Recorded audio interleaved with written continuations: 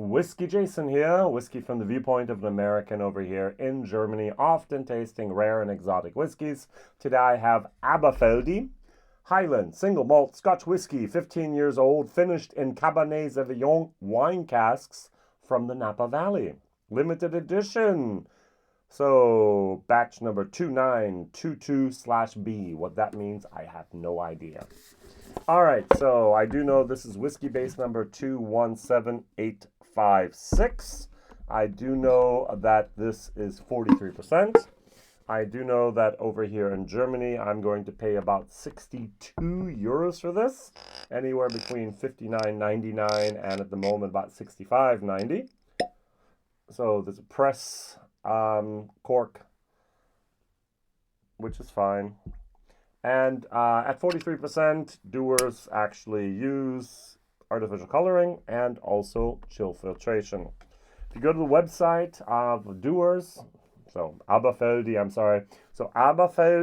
is the distillery. Doers, John Doers Limited is the subsidiary in Scotland. And above them, they belong to the Bacardi group. Bacardi, Doers, Aberfeldy. That's why I said that in that order. And so when you go to the website of the Aberfeldy, they have a lot of nice little promotion marketing videos, and every single video has a tumbler with ice and they pour the whiskey over it. We, the whiskey connoisseurs, are not the target group of Aberfeldy, primarily. Now, this might actually be one of those whiskeys here. All right, so bottled on the 3rd of September 2022. I bought this bottle November 2022.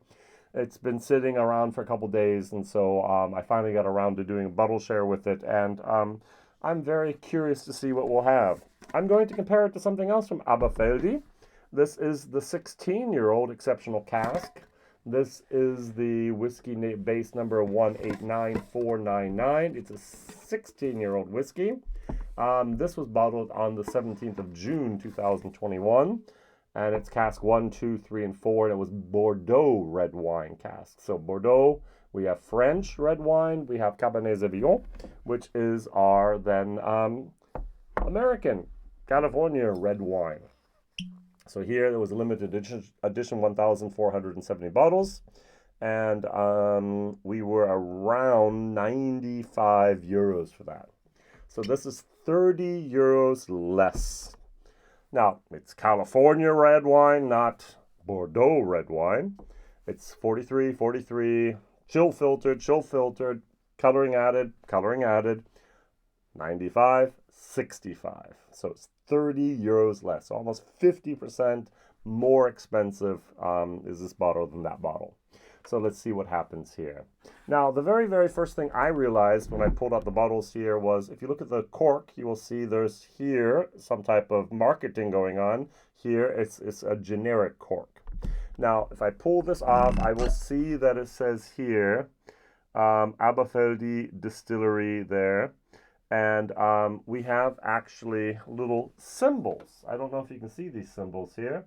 So let's start off with the A. A stands for gold, AU, the scientific symbol. So we have the bees. They do a bees and whiskey project where they're saving the bees. We have over here Puggy, which is the train that was used for the distillery. We have the stills, we have the water, and we have the barrels. And then we go back to the bees here, and then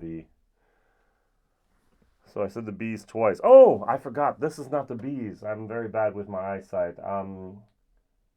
Pagoda. They have a pagoda there. All right. So those are the marketing symbols of Aberfeldy now starting, I think it was 2022. All right. Now,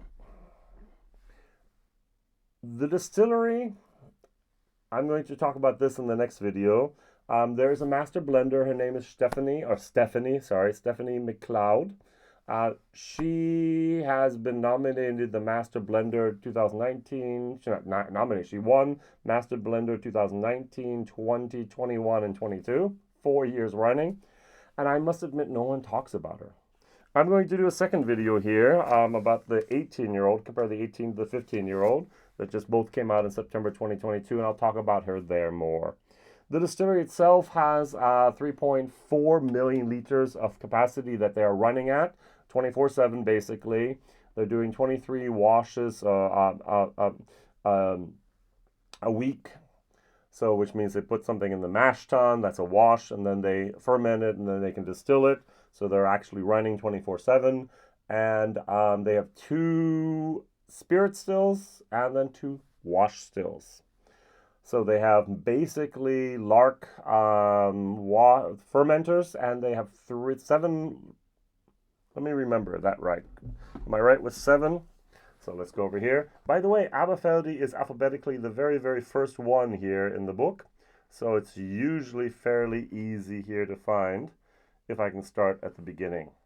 So it says here, Aberfeldy has here, they have, so they have a 7.5 stainless steel, full Lauter mash tun, 8 washbacks made of larch, and 3 made of stainless steel, with an average fermentation time of 72 hours. And during 2022, the plan is to do 23 mashes per week, which equals to 3.4 million liters of alcohol. So the distillery has one of the best visitor centers in the world. It's called the Dewar's World of Whiskey. Aberfeldy is the backbone of the Dewar's blend has been now for more than a century. And they have sold just a single malt now about 1.3 million bottles a year after having released back in 2014 the 12-year-old single malt from Aberfeldy. So now they have the 12-year-old, they have the 16-year-old, and the 21-year-old. That's their core range.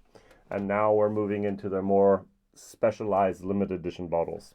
On the nose, I get a little bit of a sweet honey moment, but I get a lot of a berry. Now, according to the official website here, it says I should be getting raspberry. I don't get raspberry, but I often don't get what I'm told. I have here a little bit of like a cranberry type of cranberries, as well as currants, dark red currants. Now they say brimming with fragrant notes of raspberry jam and Parma violets. Never had violets before. Well, yeah, Bowmore has had violets, old stuff. Then dustings of cinnamon and the alluring aromas of freshly ground coffee beans. 43%. All right, good. The Cabernet Sauvignon reigns supreme over the rugged terroir, ripening fully in the California sunshine to produce big, bold, and fruity flavors, as well as notes of spice from aging in oak. So, and there's actually here Stephanie Macleod. She, from John Dewar's and Son Limited, she actually has a video where she tasted and gives her tasting notes as well there. In comparison, the 16-year-old is a tick more sweet, a tick more vanilla, and much less of the berries. So here the Cabernet Sauvignon has a stronger influence than the Bordeaux casks did, in my opinion. Let's try these. These are both 43%. Cheers.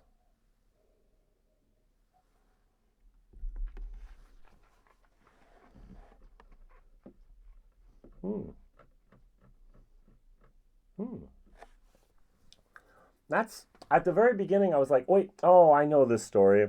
This is the story of old tire casks and being finished with something to hide that bad influence at the beginning. But then I was like, no, it's not that story, Jason. It does come in a little bit weak, but then it's like, wait a second. There's the red berries. There's like a chocolatey type of dark, rich chocolate. Not milk chocolate. I'm talking about high percentage cacao chocolate here. And the 43%. Wow. Yeah. Don't swallow and talk at the same time. You might choke. I really like this. I forgot to mention that the gold, the symbol AAU, back the burn that they take their water from for their distilling There used to be people that go there with a pan and pan for gold, and they would actually find some of it. Those days are long gone, but still, Aberfeldy sometimes now call themselves the Golden Dram. And if you look here, it's always gold everywhere, right? So that's the reason they're using that. And they want to have with the bees, the honey in their whiskey, and that honey moment, that sweetness there. The casks really are very, very nice here. This is a C plus, maybe even a B minus whiskey, which I was not expecting. Now, if you can, for a moment, forget your principles of never buy a whiskey with artificial coloring, and also maybe your other principle of never buy a whiskey that's not non-chilled filtered. If those are not as important for you as other people, taste is more important for me. This is actually a surprisingly good whiskey.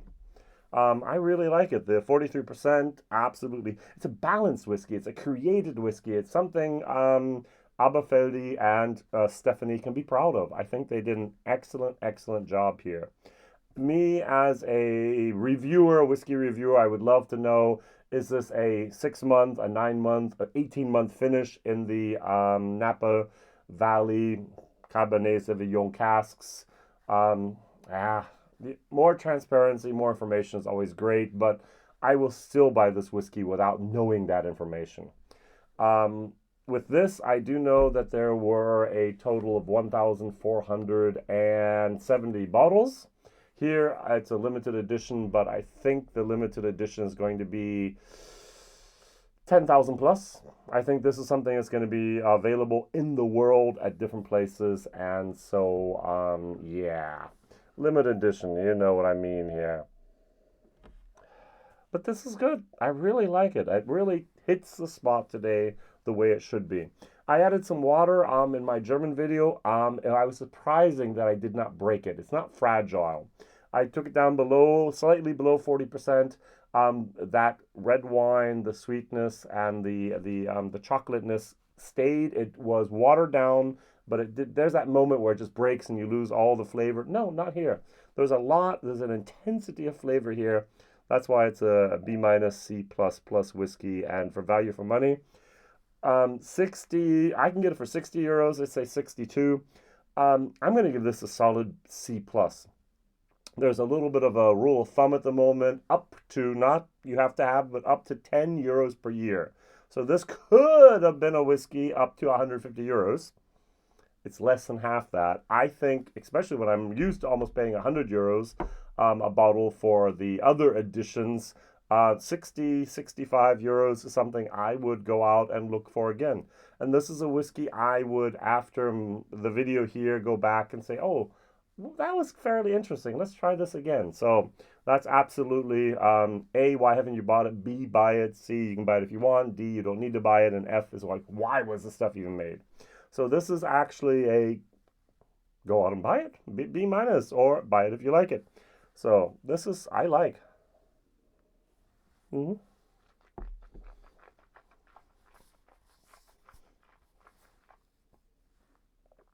have to like the tartness of a raspberry jam, of a red currant jam. You have to have, you want that tartness. You want a little bit of that oakiness, a little bit of that toasted dark chocolate at the back. If that's a taste profile you like, I do, this is a whiskey absolutely for you. It's a little bit of honey in there. And as I said, it's very, very balanced. There's nothing that sticks out. It's harmonious. It's actually very, very coherent is the word I was looking for. In comparison, this is the very heel of the bottle. The bottle's been open for about a year. I've done bottle shares with other people. This is what's left of a bottle share. That little bit, I'm going to fill it up into a little sample bottle, put on my sample list, and get rid of it very, very soon.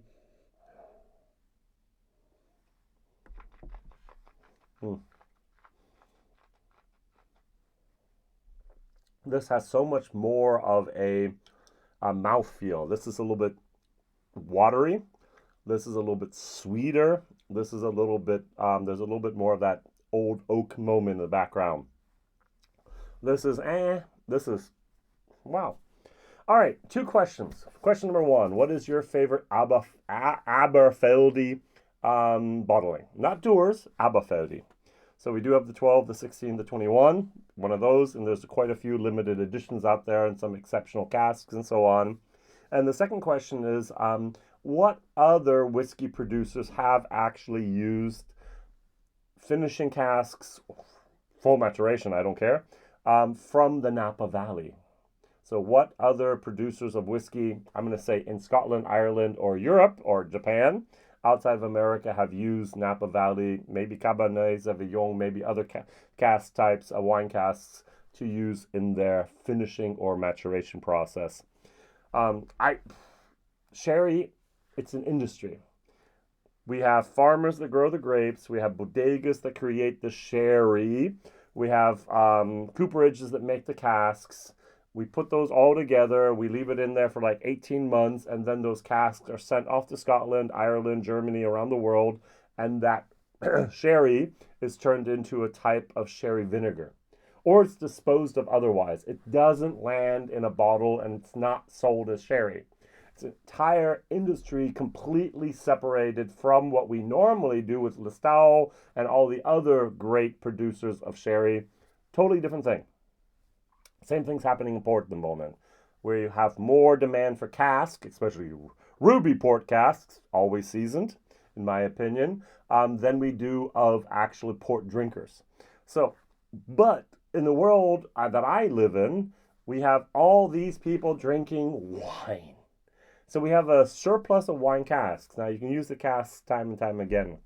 I think Dr. Jim Swan hit the nail on the head when he actually started his STR process of shaving those wine casks. Why? I'll tell you in a second. Toasting them anew and then recharring them, because he gets rid of the sulfur in the wood. All right, so every single wine cask, at least in Europe, I'm always told, and especially in Germany, as soon as you empty the wine cask, you put the sulfur candle in there, you put the bung back in the bung hole, you wait maybe a day, a week, half a year, and then you refill that wine cask with wine usually. And that's just, and you can reuse those casks 3, 4, 5, 6, 7, 8 times, is what I'm told. And so there's always that sulfur in there, and you need to get rid of that sulfur. And so I think that we need to have more people rejuvenating wine casks for the whiskey industry, and that would be great. Or actually somehow convincing a vineyard not to use the sulfur candle and sending the casks directly to the producers up there. As we know, Scotland is not the best place in the world to grow grapes, and therefore we don't have that much wine producing places in Scotland to use those casks instead.